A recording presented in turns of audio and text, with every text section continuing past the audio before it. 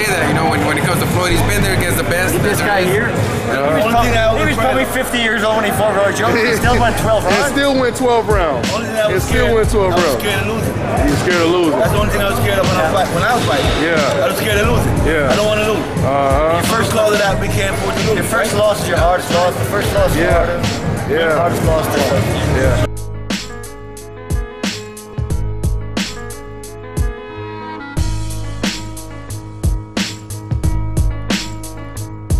I wanna ask you, man. Now, you know, people talk about the fighters of this era.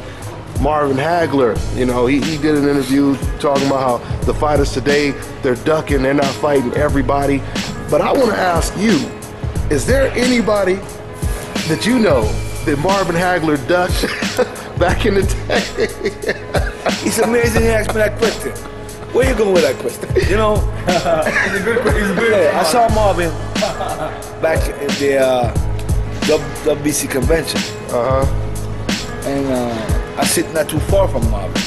And he said to me, Mike, I was right next to him, I was right next to Marvin. And Marvin said to me, I wasn't paying him attention, you know. I was sitting down and I was observing what's going on. And he said to me, Mike McCallum, Mike. First I act like I didn't hear him, you know. And he said, Mike. I said, yes, Marvin. He said, I want you to know that I always respect you and admire you, you know. I have a lot of respect for you. I said, hold a minute. It's respect. He said, yes. I said, when I use the word respect, it's a lot of meanings to the word respect where I'm from. I'm from Jamaica, right? I said, where I'm from Jamaica. Marvin, in my country, people like tourists come from different countries to have a good time in my country, you know, the sea and all that stuff, the fish. Have a good time, to spend money, and we get that money and take care of our family. I call that respect. Because they take care of us, they come, we show them a good time and they pay us, you know what I mean? So that's respect. I said, they give us a chance to eat food and to feed my family. Now, this business here, the game we're in is boxing. How we make money is fighting each other. You never fight me, Marvin. Why you didn't fight me? It never come about it. I said, listen, you fought Duran, you fought Tommy. You fight Duran, Tommy, and Ray Leonard. Duran ducked me, he never fought me. Why you didn't fight me? You fought Mugabe. Why? Never come about. You never come about. I was right there in the mix. All you guys act like you don't see me. Leonard talking to Tommy. Tommy don't fight me. Tell Curry don't fight me. Curry said forget about it and he fight me. You know what I mean? Nobody want to fight me. Why is that? You don't come about. I said, what do you mean you don't come about? You look the other way when you come to me. You look the other way and say, Michael Calhoun, look the other way. You didn't fight me. So how you say respect me when this is how we make our money? You said you cut off your pinky for $1 million. Remember me say that many times? I said, okay, so if you do that, this is our business, this is where we eat. This is how we feed our family. Why you fight me? Now come about it. I said, nah, man, you guys, they don't want to fight me. You and Tommy and Leonard look the other way. Yeah. They come to me where you fight each other. And he knew you had called him out though, right? Of course. Yeah. All four of them. All four of them. Tommy, Duran gave him his title. Fight Hearns. They don't want to fight me. Leonard don't know how to beat me. Why you fight him, Leonard? I didn't know how to beat you. He beat my brother. No, he said he beat my brother. I beat Roger in the National Golden Gloves, 1977, in National AAU, Western Salem, North Carolina. He flying in and see me beat his brother, Roger Leonard.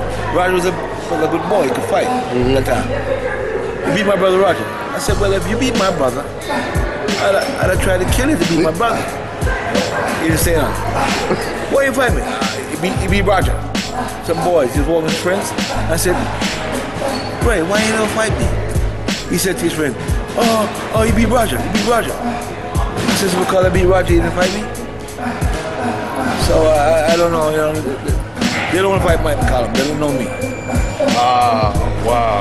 They don't know me. But they knew you when they was watching you on TV beating everybody, huh?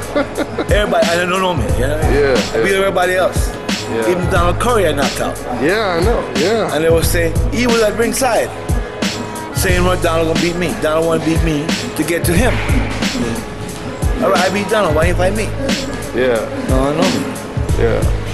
Wow. So that's proof right there that you have fighters being avoided even back then. It's not just, you know, today. So wow, that's something else right there. So you had Sugar Ray Leonard, Hearns, Duran. No, Hearns is another one. I was in the gym with Thomas Hearns because I was training in a Kronk on a Manor Stewart. And I stopped. I beat Hearns a lot of times. I beat him up in workouts. I said, "Give me time." He said, "Here." Oh, forget about that part. I was training with Manor Stewart. I beat McCory. I beat Braxton because he gave me the fight. He gave Thomas Hearns the fight when I was supposed to fight Duran. He gave Tommy the fight and not me. Tom was the number one contender, was champion. Duran was champion. I was the number one contender to both guys. He said to me, "Don't worry, Mike. You got your fight with Duran. You go behind my back and then put Duran and Hearns together." So I left him. And I beat up Tommy. I beat up David Braxton and Mick McCory. And I said, "Give me Tommy next. I'm gonna ruin you. I want Tommy." He gave me a picture of Tommy Hearns. He gave you a picture. Yeah, you want Tommy. That's the only time you get. That's the only time. They knew not to put you in there with him, huh? Or put him in there with you, I should say. Yeah. What about Roberto Duran? I mean, what? He gave the title up.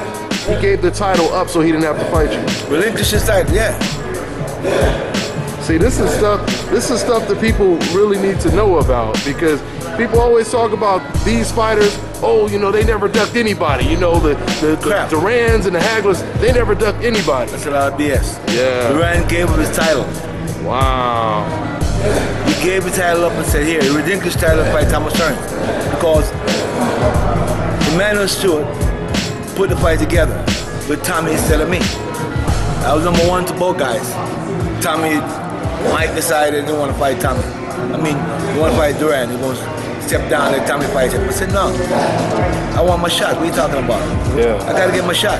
Yeah. They go behind my back. So I went to the meeting with WBC. I said, "WBC, I want my shot. I got to get my shot." You know what he did? He relinquished the title to fight Tommy Hearns. So I fought Manning for the Baker title. Sean Manning.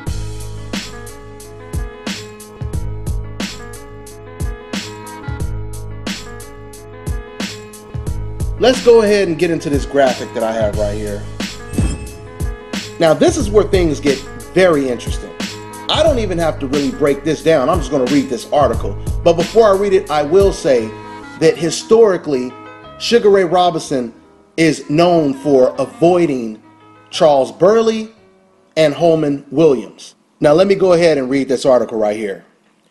Burley was among a group of feared and avoided black fighters in the 1940s, referred to as the Black Murderers Row, a term coined by writer Bud Skolberg. The group included Eddie Booker, Jack Chase, Coco Kid, Burt Lytell, Lloyd Marshall, Aaron Tiger Wade, and Holman Williams. George Gainford, manager of Sugar Ray Robinson, admitted that he bypassed Burley, quote, because his style was such he would have counteracted Robinson's. He asked Ray Arcel, "Can't you give me someone else besides Burley?" Johnny Ray, manager of Billy Conn, shouted at matchmaker Art Rooney, who proposed Burley as an opponent, "No, no, no. I don't want Burley. You can have him for Christmas, for New Year's, or your Aunt Tilly's birthday, but never mention his name again." End quote. Guys, that is what I like to call a case closed. So what this basically comes down to is